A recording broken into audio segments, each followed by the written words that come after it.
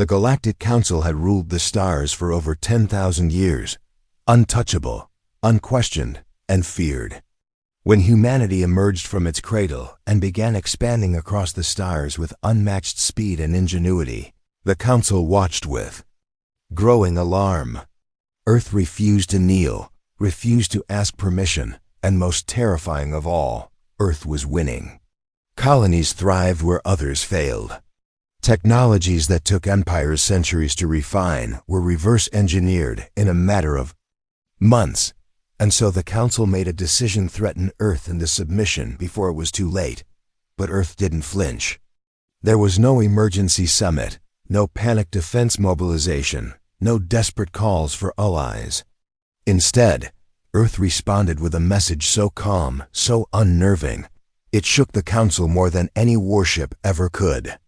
Their entire galactic threat was met with just 2 words: thank you. What followed wasn't just a political standoff. It was the beginning of a shift in galactic power the Council never saw coming. 1. The Council's growing concerning the 28th century. Humanity had spread far beyond its solar system.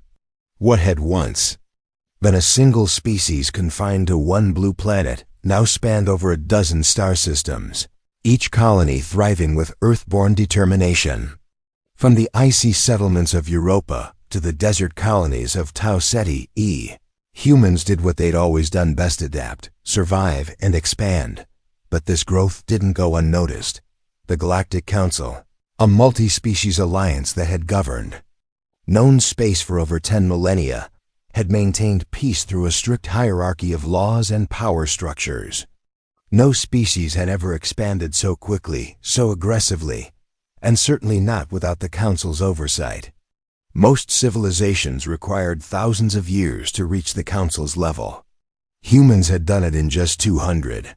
What worried the Council even more wasn't just speed. It was attitude.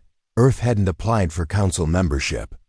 It hadn't submitted to trade regulations, cultural assimilation, or military oversight. In fact, Earth ignored them. Quietly but deliberately. Worse still, humans were liked. Species previously under heavy Council control began reaching out to them, drawn by their rebellious independence and remarkable resilience. Earth was becoming a symbol of something dangerous. Hope. 2.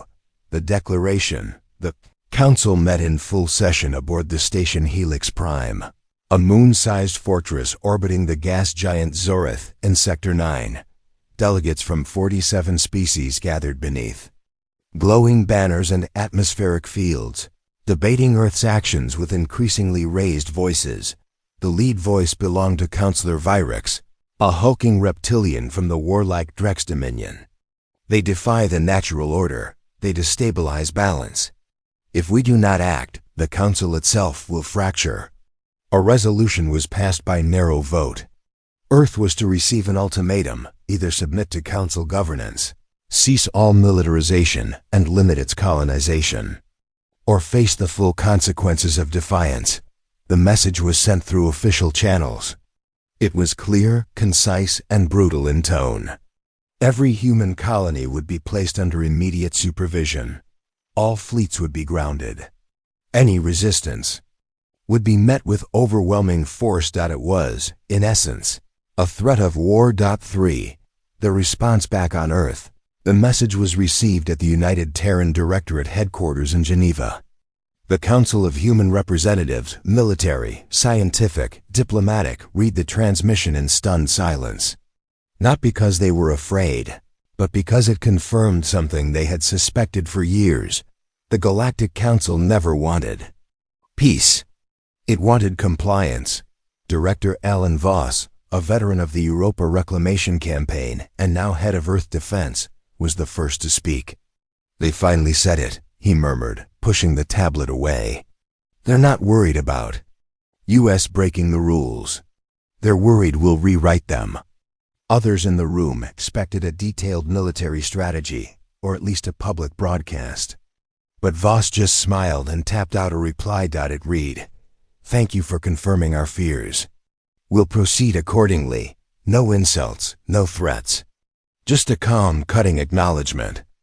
It was the diplomatic equivalent of a hand slowly reaching for a weapon, while never breaking eye contact. Point 4. Shockwaves. The Council received Earth's reply 72 hours later. They were furious. They mock us.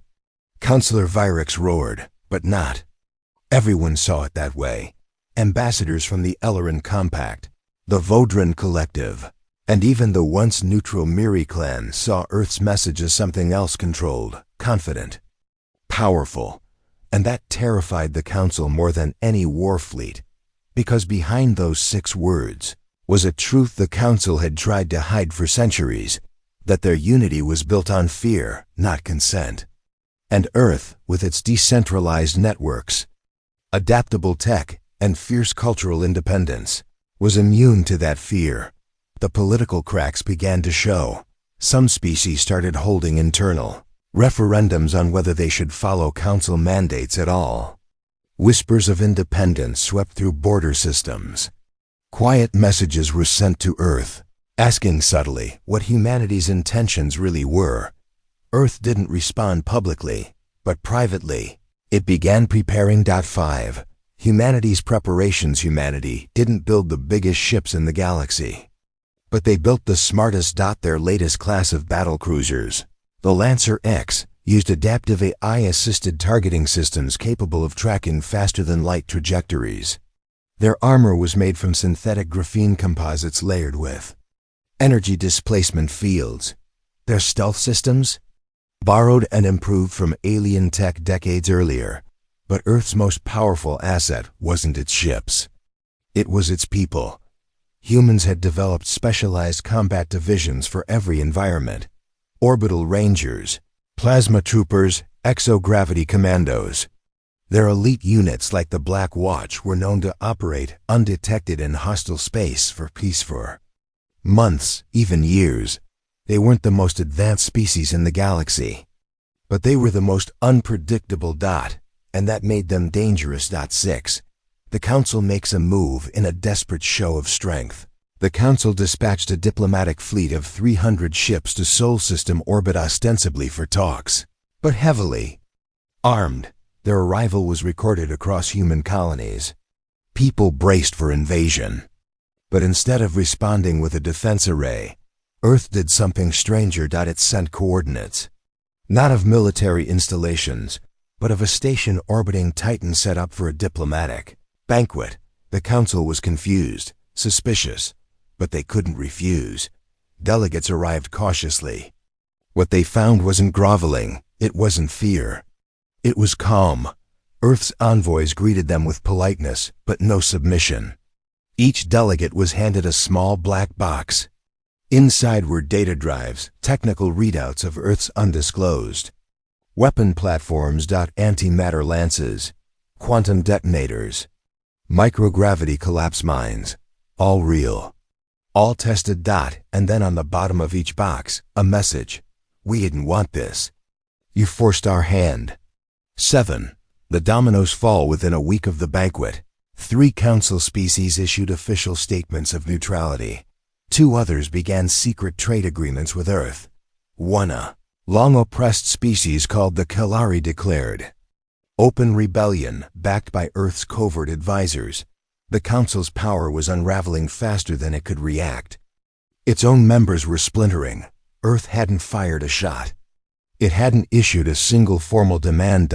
And yet, it was winning, because Earth hadn't challenged the Council through war. It had challenged it through narrative. Humanity had become a symbol of defiance, of autonomy, of unchained evolution.